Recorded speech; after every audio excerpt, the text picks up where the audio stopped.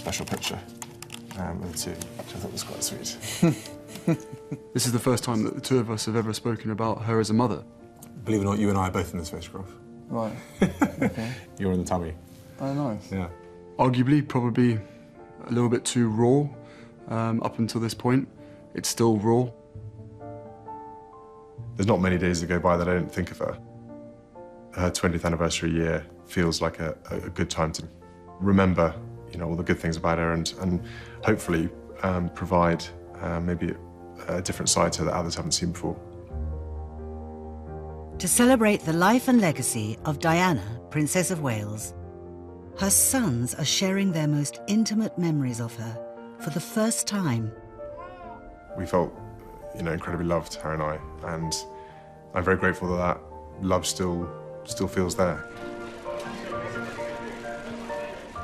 It was that love that even if she was on the other side of a room, that you, as a son, you could feel it. Disappointed you had a brother instead of a sister. No, never. I thought it was quite a funny photograph. It's quite sweet. British Love Foundation.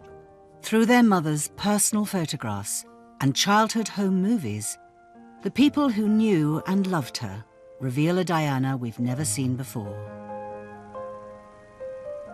She was always very caring of little people, and I suppose I was the first little person that she cared for.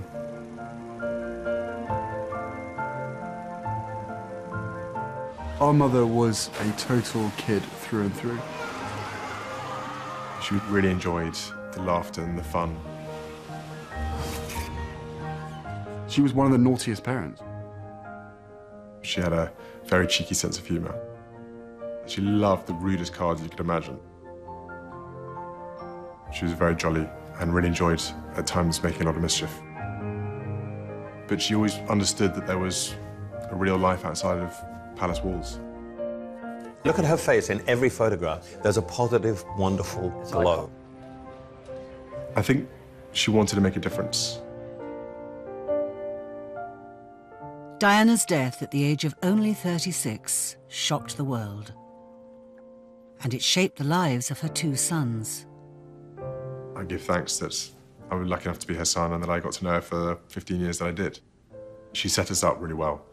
She gave us the right tools and has prepared us well for life in the best way she could, not obviously knowing what was going to happen. She was our mum. She still is our mum. You know, and like, of course, as a son, I would say this. She was, the best mum in the world.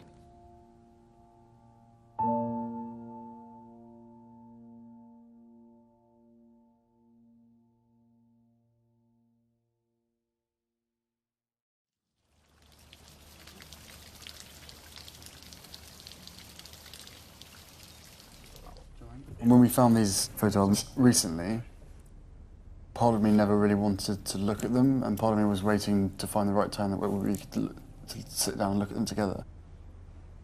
No, she loved taking pictures. It's so nice. And she captures some really good sort of portraits of people. Yeah. You kind of get a snapshot of their personality quite quickly. And the funny thing is there's not that many of her, because she's always taking the photographs. Yeah.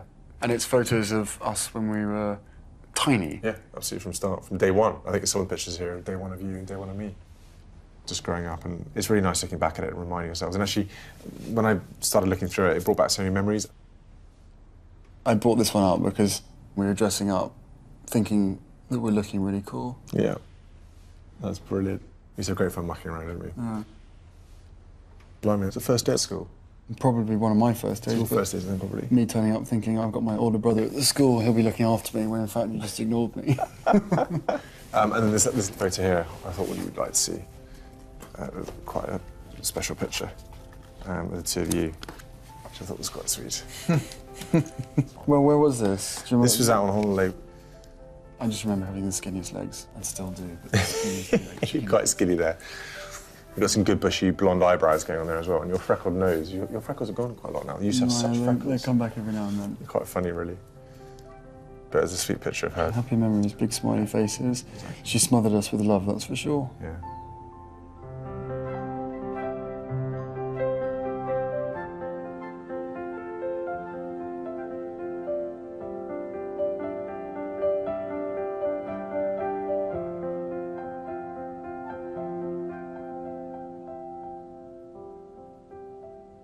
To myself and William, she was just the best mother ever.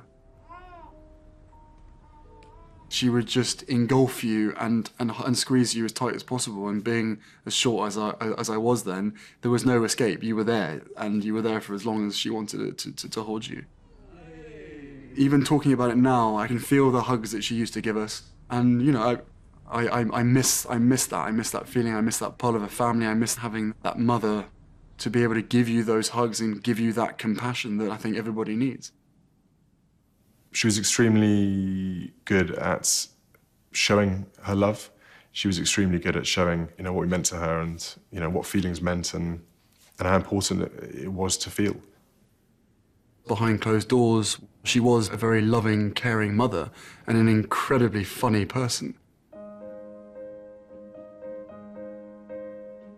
One thing I would love to ask her now, because I genuinely think that she got satisfaction out of dressing myself and William up in the most bizarre outfits, normally matching. It was weird shorts and, you know, like little sort of shiny shoes with the old clip-on, and looking back at the photos, it just makes me laugh. I just think, how could you do that to us? And then, funny enough, we got to the age when William would turn around and go, oh, this is ridiculous, you know, I'm the older brother, why do I have to be dressed the same as him? And I'm sort of sitting there going, hang on a second, if you're going to dress differently, I'm not going to be the only one person dressed like this. This is just ridiculous. So I like to think that she had great fun in dressing us up. I'm sure that wasn't it, but I sure as hell am going to dress my kids up the same way. There's not many days that go by that I don't think of her, you know, sometimes sad, sometimes very positively. You know, I have a smile every now and again when someone says something and I think that's exactly what she would have said, or she would have enjoyed that comment. So they always live with you, people, you know, you lose like that, and my mother lives with me every day. The House of Kings, Westminster Abbey, for 1,000 years, the cradle of royal power, and today, the setting for a royal wedding.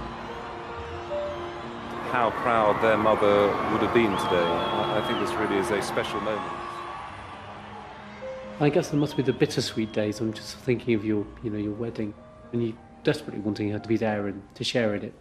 Did you feel somehow that she was there with you? I did, and I sort of beforehand, you know, had a lot of time to think about it. I pronounce that they be man and wife together, in the name of the Father, and of the Son, and of the Holy Ghost. Amen.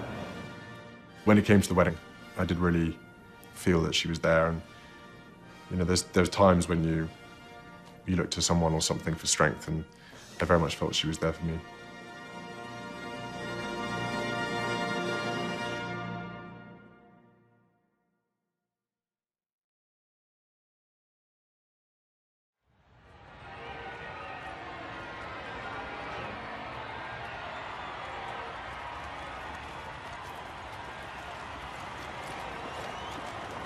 For the first time through the centre gateway of Admiralty Arch, rides Lady Diana.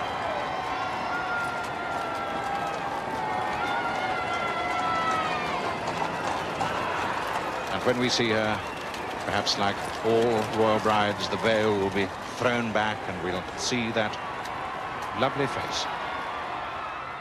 It was on the day of her wedding that Diana first captured the world's imagination.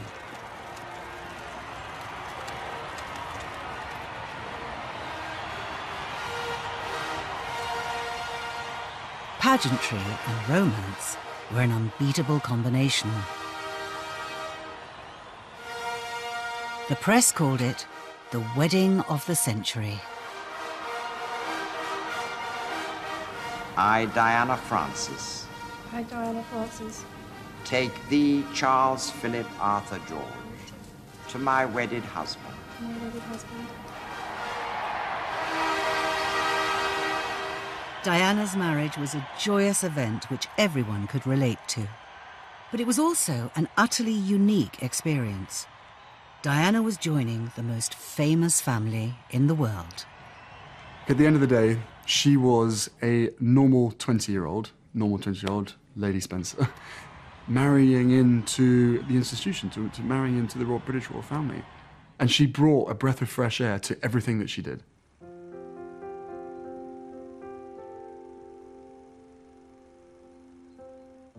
Diana Spencer grew up in one of the grandest aristocratic families in England.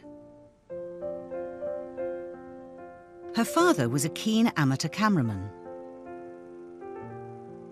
The home movies he made give us a precious glimpse into Diana's early life.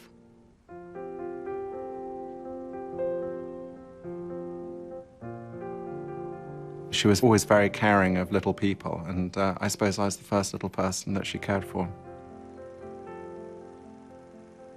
My mother left home when I was 2 or 3, and so Diana was the most significant, I suppose, warm female presence in my life. And, you know, we spent so much time together.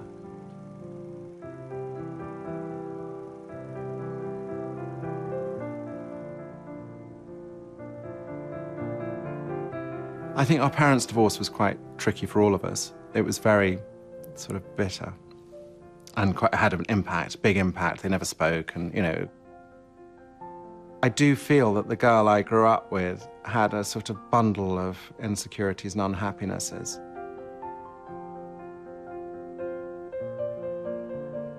Because of her own sensitivities and vulnerabilities, she felt able to connect with people who were going through a very tough time and sort of give them hope. As she grew up, there was a massive change in Diana. She suddenly felt more confident. The definite blossoming. She sort of realized that she was really funny. I mean, her sense of humor was fantastic. And male friends suddenly started to realize that this little girl was growing into a very interesting and very pretty young thing. Diana had a small and intimate circle of friends. In this film, they're speaking about her for the first time. The first time I met her, I was playing golf at Balmoral. My dad was great friends with the Queen, and just as I was about to play my shot, this vision of beauty appeared over the horizon, full of laughter and energy. And that was the first time that I met Diana. And like everyone who meets her, she certainly had a big impact. I'm sure my shot was violently hooked or sliced, but we became great friends from that moment. Lady Caroline Warren was a family friend of Diana's. I was about 15, 16, and she would have been just a little bit older than me. She was great fun, had an amazing sense of humour, and could light up the room. Very, very caring. She was always the person who, if somebody was feeling down or there'd been a bust up with a boyfriend or whatever it was, she was first man in to sort of give a helping hand. These are photographs that I remember of Diana when she was working for my sister as a nanny. William van Straubenzie met Diana when she was 14. She was shy, and she was pretty unsure of herself, and pretty naive and quite gullible, really. She was quite easy to tease, etc., but she took it in incredibly good spirits. But you had no inkling of what sort of person she was going to be. You know, wandering around in jerseys covered in hippos and jeans and slobbing around, and she pinched my shirts quite often because she thought that that was quite a good thing to do. Whenever you saw her alone, she'd have picked up some trashy romantic novel. You know, she was a bit of a dreamer. There was a side to her which we wished that somebody would sweep her off her feet. This was the moment they had come from all corners of the kingdom to see. A new princess for Wales.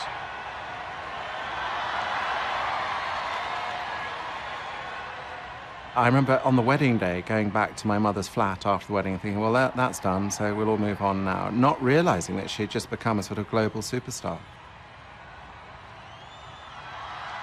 She was so young and fresh and vibrant and good-looking and unstuffy and this was all quite new for somebody in that position.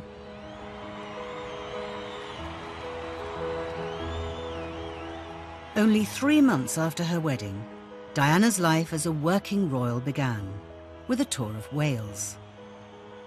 There was no training for her new role. She was thrown in at the deep end. Accompanying her was the lady-in-waiting who'd be by her side for the next 10 years. That, I think, for both of us, was a baptism of fire. It was an extraordinary experience. It was that noise, it was the cheering, it was the children screaming, you know. It must have been very daunting. What happened, I think, was that everyone out there who didn't know Diana, they're all having the 9th green at Balmoral moment that I had.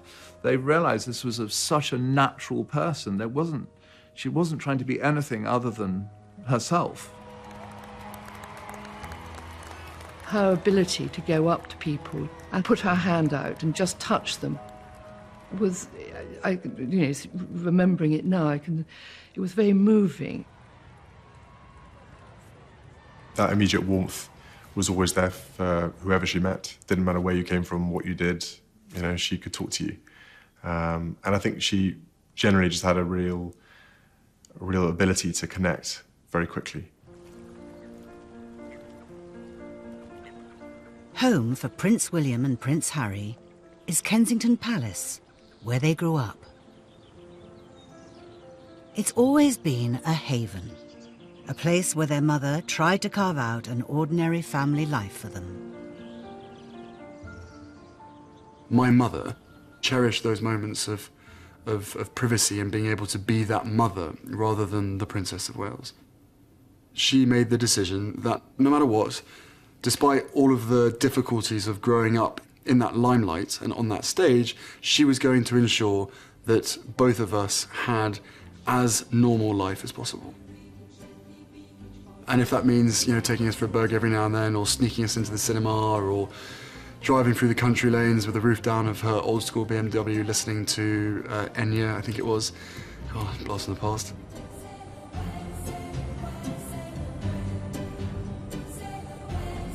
All of that was part of her being a mum.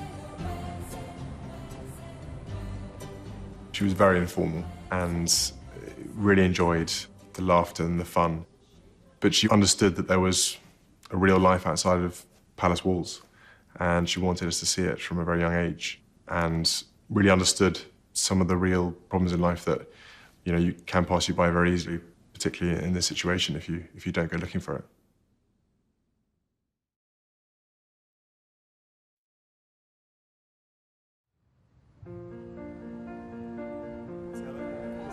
Can I grab a seat here? Is that all right? How are you doing? Which one? David. A homeless shelter isn't where you'd imagine a member of the royal family might hang out. But the Passage, London's biggest homeless centre, is a place where Prince William feels very much at home. Very well. Yeah, he's growing fast, yeah. Yes. And his tummy and his shoulders have got so big that we've had to quickly re-tailor his outfits. He's growing at a rate of knots. He's going to be quite a big boy, I think, like his father. Prince William has been visiting the Passage since he was a boy. His mother first brought him here when he was only 12. I was quite nervous about it at the time, but I just enjoyed meeting these people who had incredible stories and who clearly had had a very, very tough time. My interest in homelessness has come from that one encounter. It's fantastic, Brian. Look at that. That's awesome. Do you find the drawing and the art sort of help? Yeah, it helps me with depression, William. I suffer depression, you know, because I lost my wife last year, you know. I'm sorry to hear that. And I was wife as well. The times that I've seen him, I could just picture going to the local pub and just having a pint with him. And he's not afraid to get his hands dirty, which I think that's just like his mother. She was a soldier for the royal family. Homelessness was one of the first social issues which the Princess of Wales embraced. She ventured into some of London's roughest neighbourhoods to discover what life was really like out on the streets. She woke me up. I love her. She said, oh, I see you dressed specially for me, sort of thing. And I just cracked a joke saying, well, we Savile Row suits in the cleaners at the moment. Like. Victor Adeboile was the chief executive of Centrepoint, Britain's biggest homeless charity. He worked side by side with Diana to raise awareness of the plight of the homeless. She took it to heart that it was wrong that this was happening in what was a very wealthy society. And she talked to me about it. You know, she felt that it was wrong, that it was, you know, deeply immoral. The princess went into battle. She made a hard-hitting speech about homelessness, which landed her in political hot water. I'm appalled at the dangers young people face on the streets and how vulnerable they are to exploitation. Coming against a backdrop of budget cuts, her speech was seen as an attack on the government. The princess really is a rather headstrong and willful young lady, charming and delightful as she is in other ways. And the speech that she gave about youth homelessness made its way onto the floor of the Houses of Parliament, and you know, we were accused of politicising the royal family as a result. So I thought she was brave in a quiet but resolute way. I mean, she could have dropped us at any time. You know, too hot to handle. This is an issue that's quite difficult. That's how the world changes. People stand up for what they believe in. I think it was hard for her. I think it was a real strain of the public role quite often. Having to do the stuff that she was doing, involved with the charities that she was involved with. You know, you need respite. You need somewhere to, you know, to go and dump it.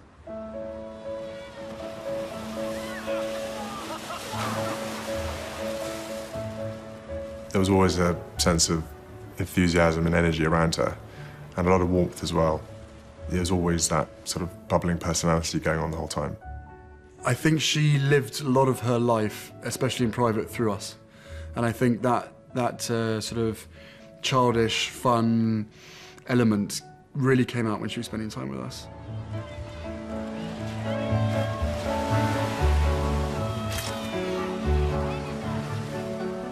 Our mother was a total kid through and through. When everybody says to me, you know, so she was fun, give us an example, all I can hear is her laugh in my head. And that sort of crazy laugh of where there was just pure happiness shown on her face.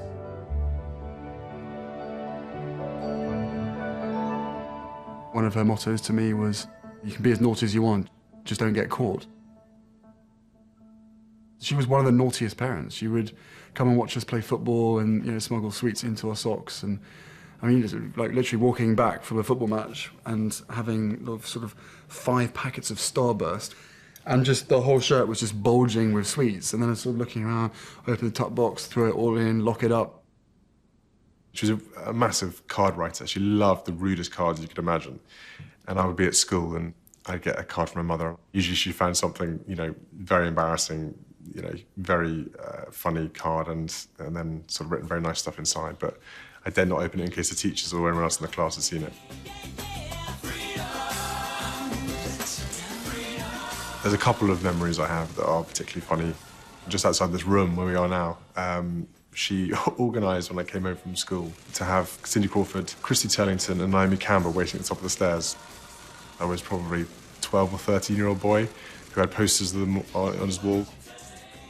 And I went bright red and didn't quite know what to say and sort of fumbled, and I think I pretty much fell down the stairs on the way up. I was completely and utterly sort of awestruck. That was a very funny memory that's lived with me forever about her loving and embarrassing and sort of, you know, being the sort of the joker. A sense of humour was a vital release for Diana as she began to embrace some of the most controversial issues of the day. There is now a danger that has become a threat to us all. By the 1980s, the world was in the grip of a terrible epidemic. The gay community had been devastated by AIDS. But tabloid newspapers ignored their suffering and instead accused them of spreading the disease. Their headlines stirred up a storm of prejudice. As a young gay man, Ian Walker endured years of discrimination. People were terrified of catching HIV, and a lot of people would talk about the day that they were diagnosed was the day that people stopped touching them. That from then on it was, rubber gloves and masks and gowns, and you heard stories of people going to the dentist and people were like dressed up in a spacesuit to deal with them. At a time when the fear of physical contact with AIDS sufferers was at its height, the princess visited the Middlesex Hospital. It housed the only AIDS unit in the UK. She just walked into that room and there was a gentleman and did what she would normally do to anybody else she was meeting. She just shook him by the hand. And that picture went viral around the world. That was very powerful, that she made that contact. She just smashed all that fear down by that one handshake. The London Lighthouse was at the heart of the AIDS epidemic in Britain. It provided care for the sick and the dying. I was an occupational therapist at the London Lighthouse, and the deaths were just relentless. You go home at night, and you weren't sure who was going to be there the next day.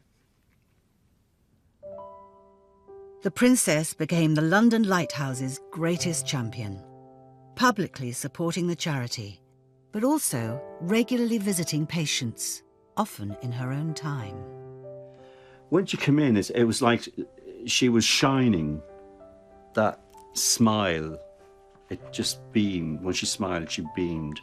I sound like a sycophant, but that's how it was. And I'm not a royal person, really. I'm a Republican, but she was an exception.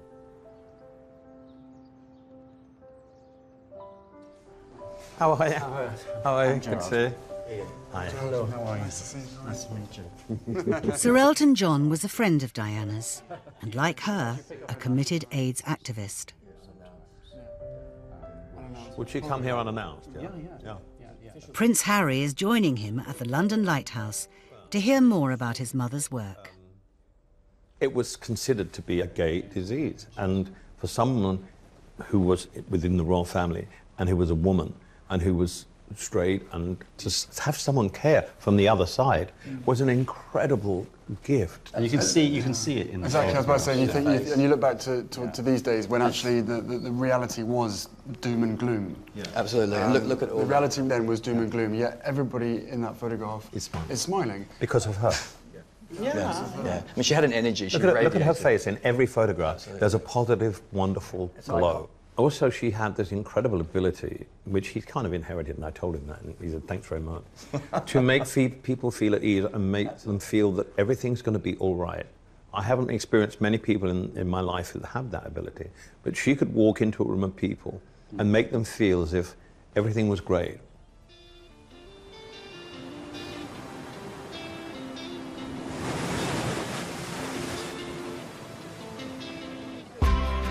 It's World AIDS Day, and Prince Harry is in Barbados. He's encouraging people to take a blood test. It's the best way to stop the spread of AIDS. All right, so I'll just take a little bit more from you. Don't take it all. No, I'm not going to take all. Prince Harry has brought along a friend to help spread the word. She's one of the most famous women on the planet. Welcome, Rihanna. Thanks for taking part. There was an opportunity there to get Rihanna, who has got, over 60 million followers on Instagram alone, and to be able to get someone in her position who has lost quite a few friends to AIDS, I think is fantastic. You really made this. You made it feel like it's a pimple. Feel like it hurt. I just think it's incredible what he's doing to bring awareness to HIV and AIDS, and I think the most important thing is to kind of dilute the stigma as much as possible. I think that's the thing that's crippling the most.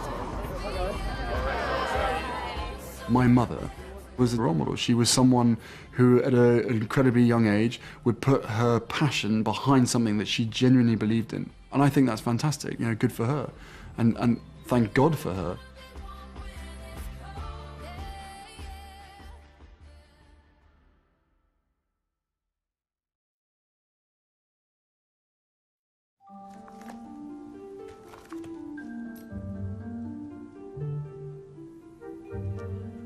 I'd worked with Charles and Diane for many, many years, photographing them. You know, when you work with them all those years and you watch every little thing that goes on, you know, you become part of it all. You can't help but feel affection towards them. And, you know, you want them to be happy.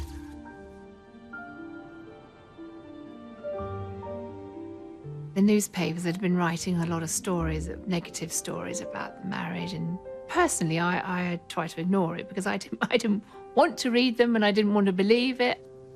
So I poo-pooed it a bit.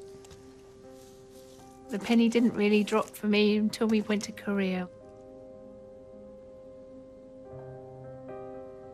She looked wretched, he looked wretched, and I thought finally, something's going on here. It's very evident when you look at the pictures that they look very distant from each other, even to the point where, you know, they're walking down a staircase. They're both walking down a separate set of stairs, and there's a wall in the middle, and it kind of sums up what was going on at that point. It wasn't a very happy tour.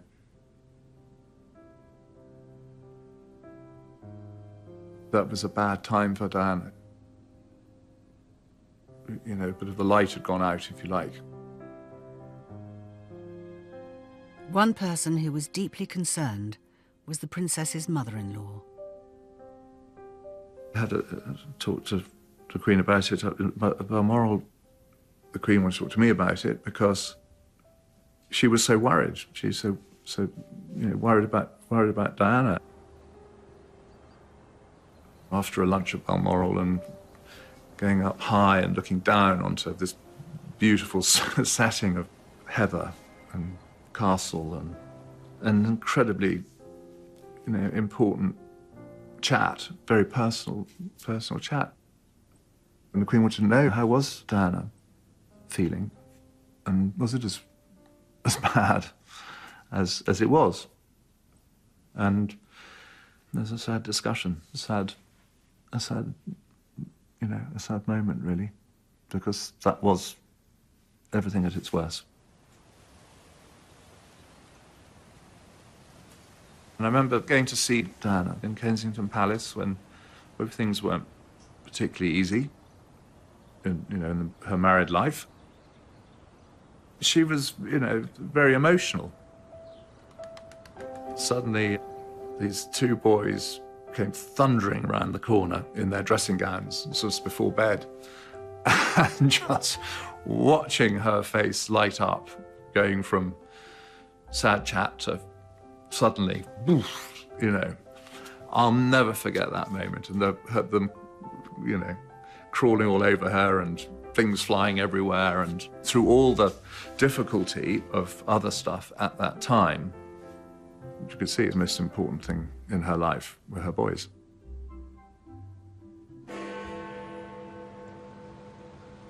It is announced from Buckingham Palace that, with regret, the Prince and Princess of Wales have decided to separate. Their Royal Highnesses had no plan. There was a point of where our parents split, and the two of us were bouncing between the two of them, and we never saw our mother enough, or we never saw our father enough. You know, there was a lot of travelling, and a lot of you know, fights on the back seat with my brother, of which I would win. So it was, you know, there was all that to contend with, and I don't pretend that we're the only people to have to deal with that. But it was an interesting way of growing up.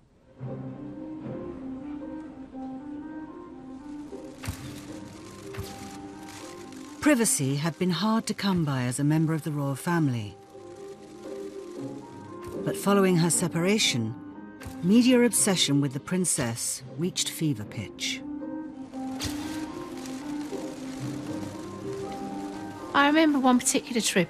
We were in Lech in Austria, and the deal was that the palace would arrange for us to have a photo call on the first day. And the understanding was that then, OK, let them then ski off and have a lovely holiday. On this particular day, we'd had our photo call, so, you know, you shouldn't have been out with your camera anymore. And Diana came out with the boys, and they tried to go through the town to the sweet shop. And the photographers were just like running everywhere. It was like rats running everywhere. They all wanted to be in their face, right up to them, pushing and shoving. They were fighting with each other. Photographers were falling over, and the boys were frightened. And I was in the shop when she came into the shop, and it was like she was sort of, you know, exasperated by it. You know, what are they doing? You know, why are they doing this? You know, I've kept my part of the deal. We did our photo call. Why are they all doing this? You know, and she said, you know, I don't want the boys upset like this.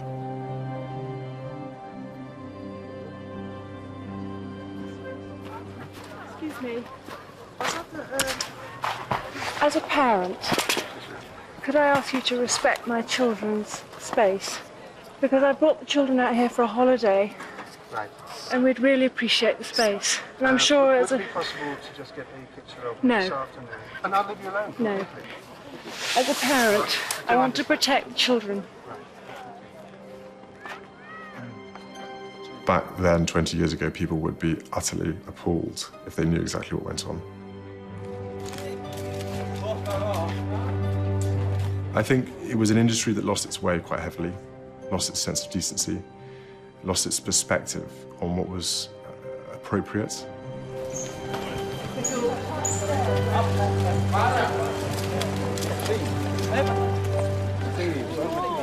If you are the Princess of Wales and you're a mother, I don't believe being chased by 30 guys on motorbikes who block your path, who spit at you, who shout at you, and who react really badly to get a reaction from you and make a woman cry in public to get the photographs. I don't believe that is appropriate.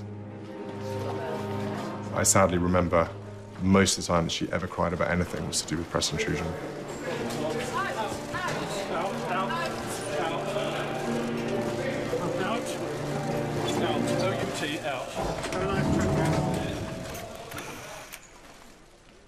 Harry and I, you know, we lived through that. And one lesson I've learned is you never let them in too far because it's very difficult to get them back out again. And you've got to maintain a barrier and a boundary because if you cross it, if both sides cross it, a lot of pain and problems can come from it.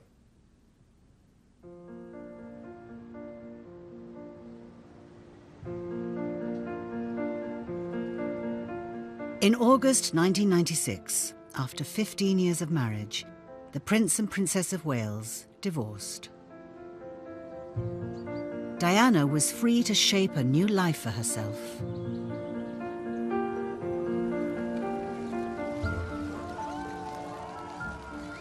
Once the divorce had come through, the few times I saw her, she seemed to be at a better place. I think she was happier.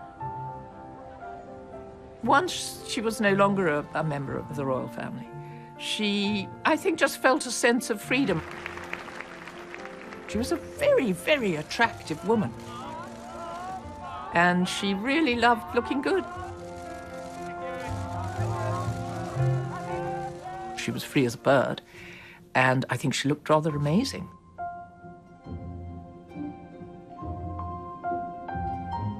My mother loved her fashion, she loved her clothes, but she wasn't a slave to it. I remember walking around our cupboards and there was just so many dresses and so many clothes. And she got so fed up with all these clothes in her cupboards, believe it or not. And I said, well, why don't you give these clothes away? Why don't you do something charitable with it? How much for this?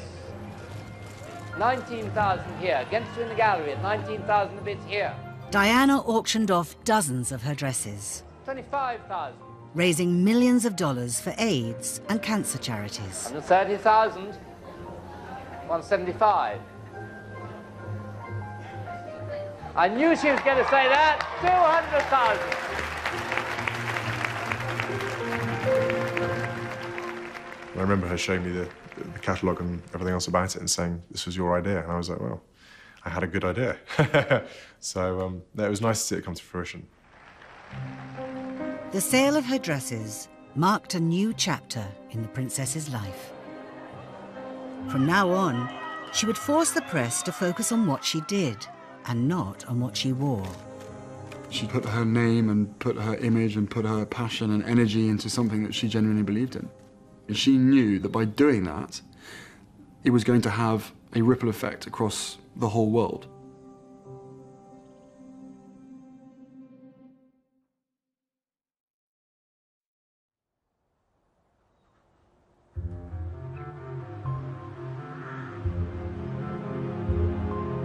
In August 1997, only 3 weeks before she died, Diana arrived in Bosnia.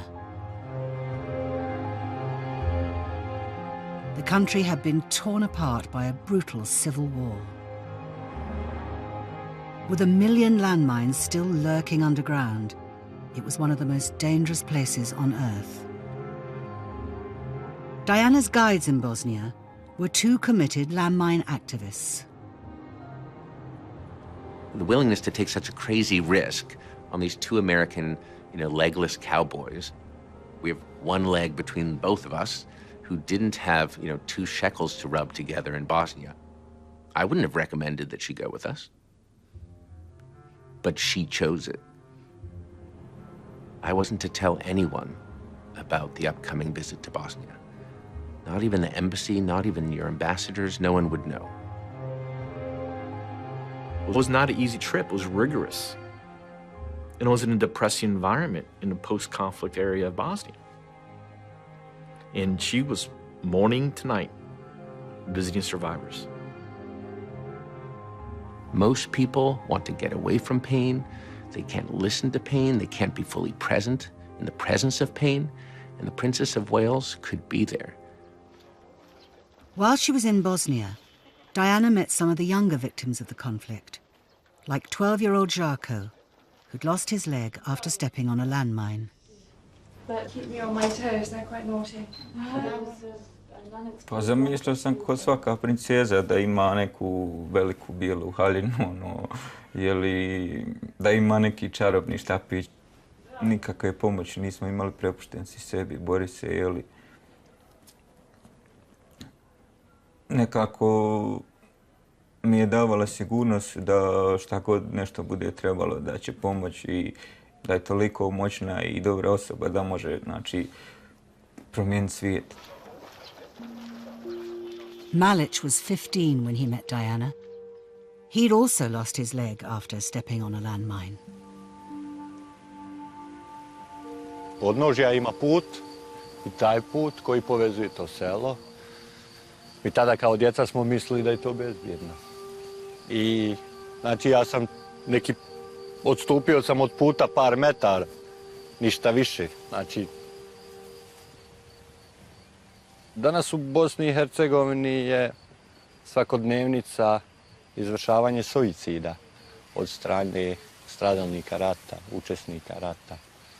Ali ja sam imao sreću i satisfakciju i mentalnu podršku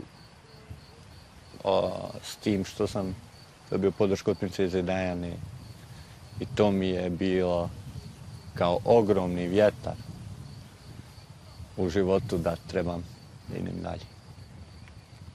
I evo danas, nakon 20 godina, nema više mina, ali nažalost nema ni princeze Diane. To je njen uspjeh da više ovdje nema mina.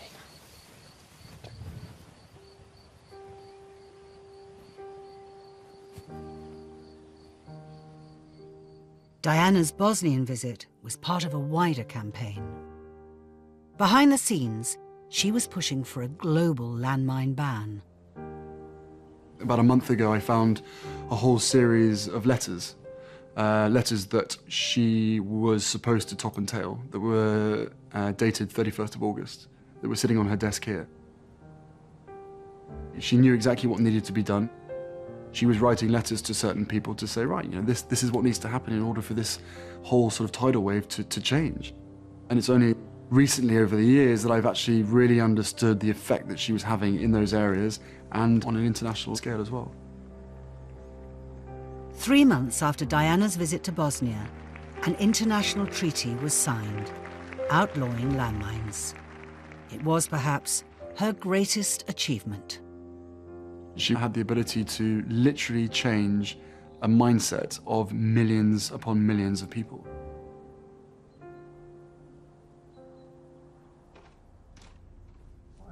Hi guys. It's a leprechaun. You look like naughty school children.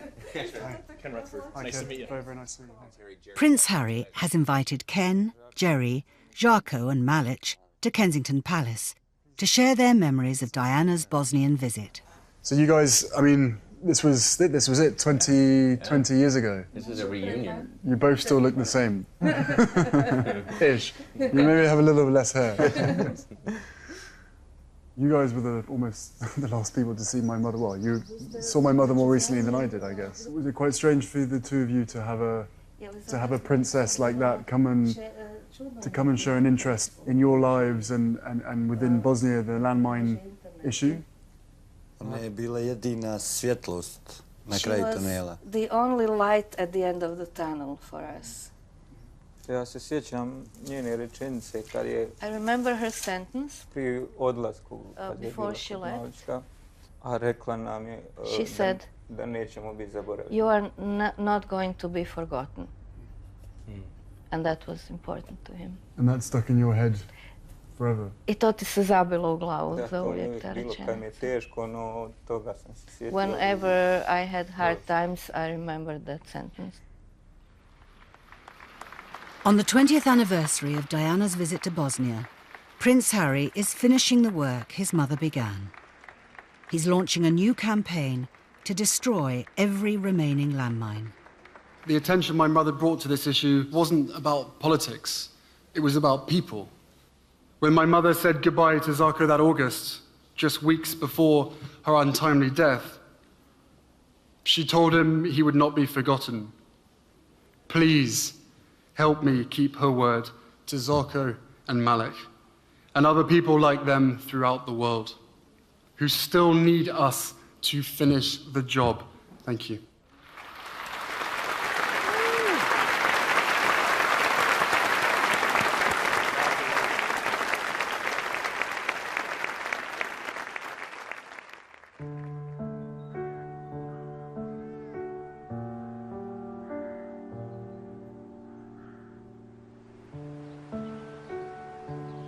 During August 1997, Prince William and Prince Harry were enjoying summer in the Scottish Highlands.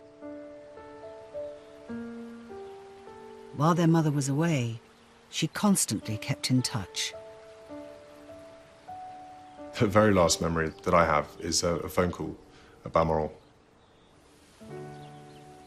At the time, Harry and I were running around, minding our own business, playing with our cousins and having a very good time.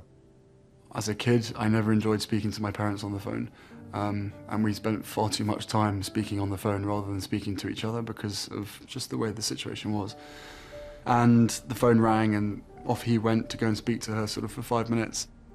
And I think Harry and I were just in a desperate rush to say goodbye, see you later, and we're going to go off. And if I'd known now, obviously, what was going to happen, I wouldn't have been so blasé about it and everything else. But that phone call sticks in my mind quite heavily. Do you remember what she said? I do. And then, Harry, Mummy's on the phone, right, my turn. Off I go, pick up the phone, and it was her speaking from Paris, and I can't really necessarily remember what I said, but all I do remember is probably regretting for the rest of my life how short the phone call was, and if I'd known that was the last time I was going to speak to my mother, the things I would have said to her. Looking back on it now, it's incredibly hard. I have to sort of deal with that for the rest of my life. Not knowing that was the last time I was going to speak to my mum, and how differently that conversation would have panned out if I had even the slightest inkling that her life was going to be taken that night.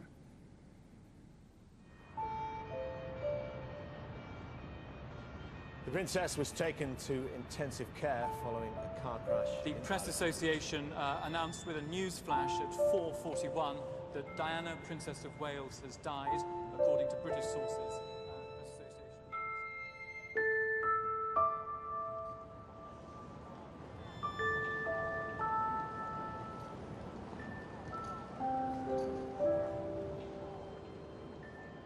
The strangest thing was the thousands of people, hundreds of thousands of people, that spontaneously gathered in central London. I've never seen anything like it, and I don't expect to see anything like it. People wanted to actually physically be near her. And I think that was because her humanity spoke to their humanity, regardless of the difference in class, the difference in life experience, that they saw something of themselves in her.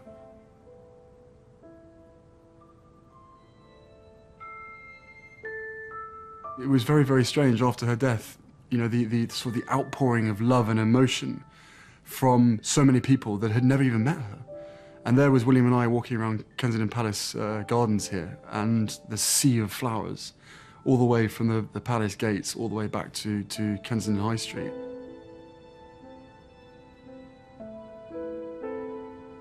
And I was thinking to myself, how is it that so many people that never met this woman, my mother, can be crying and showing more emotion than I actually am feeling? There's nothing like it in the world. It really isn't. It's completely and utterly, it's like an earthquake just run through the house and through your life and everything. It's just, your mind is completely split. And it took me a while for it to sink in.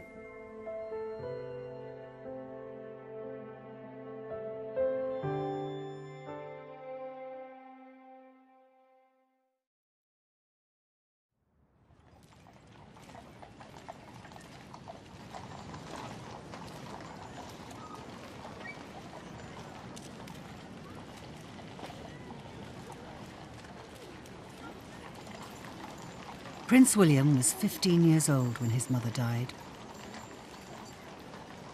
Prince Harry was only 12. You know, losing someone so close to you is utterly devastating, especially at that age. I think it sort of really spins you out.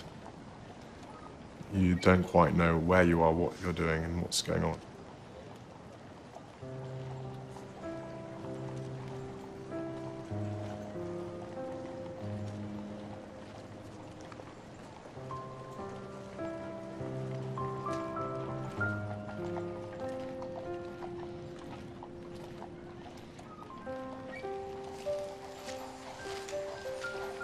Family came together, and Harry and I tried to talk as best we could about it, but being so small at that age, it's very difficult to communicate or understand your feelings. It's very complicated. After the service in Westminster Abbey, Diana's body was taken to her family home at Althorpe. There, on an island in the middle of Roundover Lake, she was laid to rest.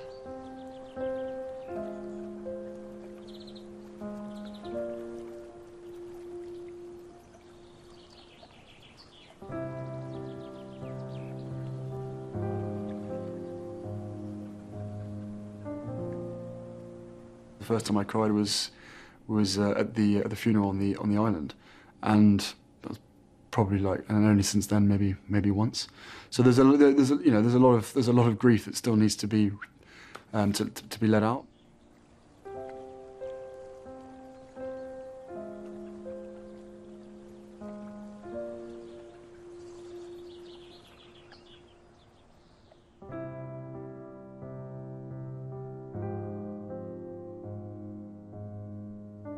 Slowly, you try and rebuild your life, and you try and understand what's happened. And I kept saying to myself that, you know, my mother would not want me to be upset. She'd not want me to be down. She'd not want me to be like this. I kept myself busy as well, which is good and bad sometimes, but allows you to kind of get through that initial shock phase. And to the point where I'd say, you know, we're talking as much as maybe 5 to 7 years afterwards. I was so young, I grew up sort of thinking that not having a mum was normal.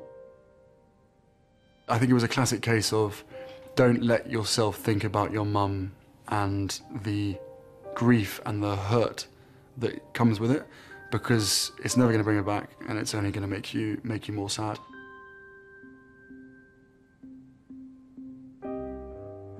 People deal with grief in different ways, and my way of dealing with it was by just basically shutting it out, locking it out.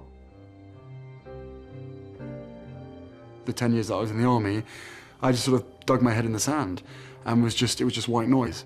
And I went through a whole period of having to trying to sort myself out. My heart goes out to all the people who've lost all their loved ones in the world. You know, it does connect you as a very sad club you don't want to be a member of, but you do have a shared sort of pain that you can immediately understand and see in anyone when you meet them.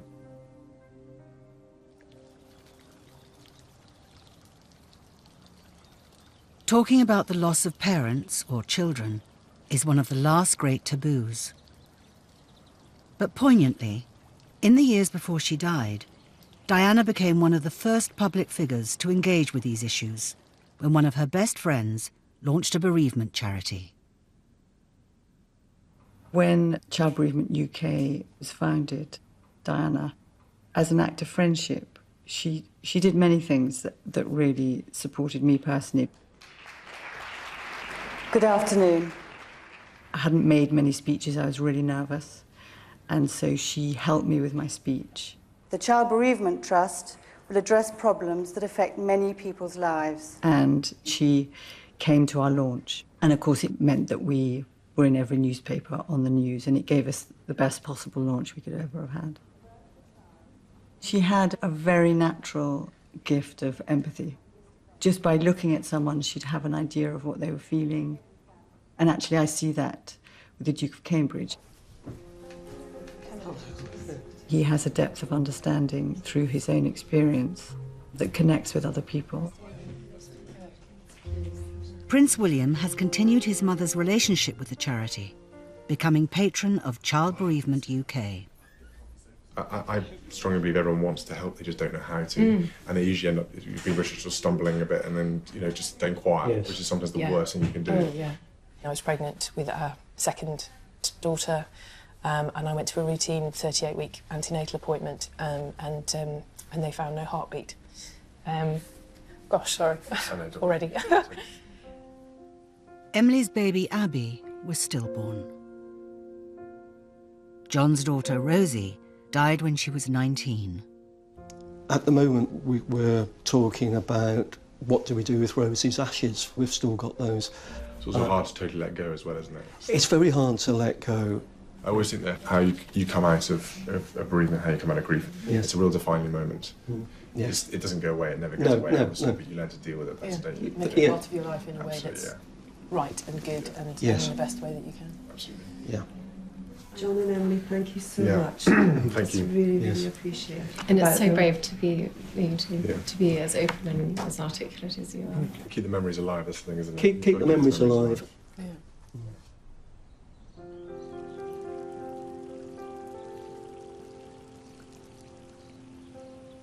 On the 20th anniversary of Diana's death, a special garden has been created at Kensington Palace to celebrate her life and legacy.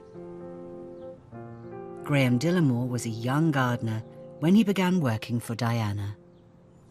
We're all very lucky to know her, work with her, and be here at that time.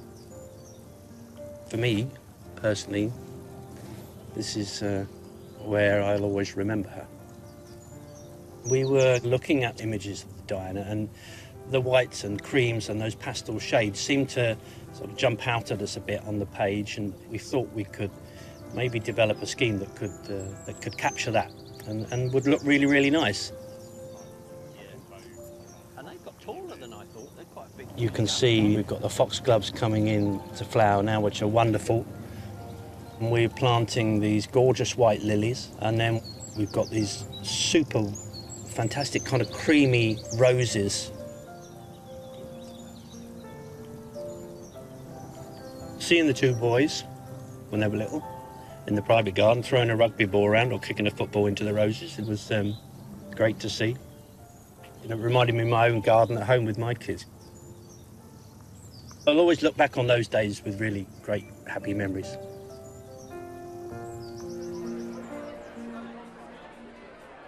When you see the boys, funny enough, for me, that brings her back. It makes me smile. You turn on the telly and see that Harry's been a bit wicked doing something. That's great, because that's Diana. And you see, you see William's smile, or you see the way that they react to people. That's their mother. People used to say to me, were you ever in love with Diana? And my answer is, of course I was in love with Diana. Everybody in the world was in love with Diana. I mean, every person of every age group, of any sex or denomination or anything that knew of her was in love with her. She was just an extraordinary person.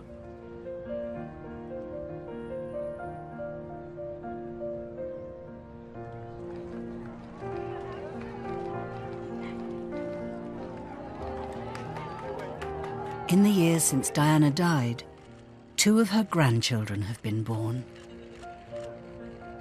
How do you keep her memory alive for your children? I think constantly talking about Granny Diana. So we've got more photos up around the house now of her, and we talk about her a bit and stuff. And it's hard because obviously Catherine didn't know her, so she cannot really provide that level of detail. So I do regularly, putting George or Charlotte to bed, talk about her and just try and remind her that there are 2 grandmothers. There were 2 grandmothers in their lives, and so it's important that they know who she was and that she existed.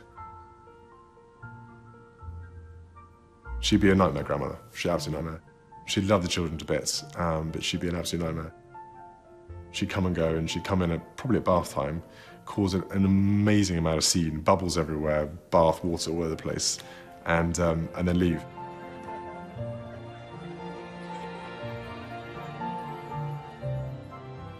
I want to make as much time and effort with Charlotte and George as I can, because I realise that these early years particularly are crucial for children, having seen what she did for us.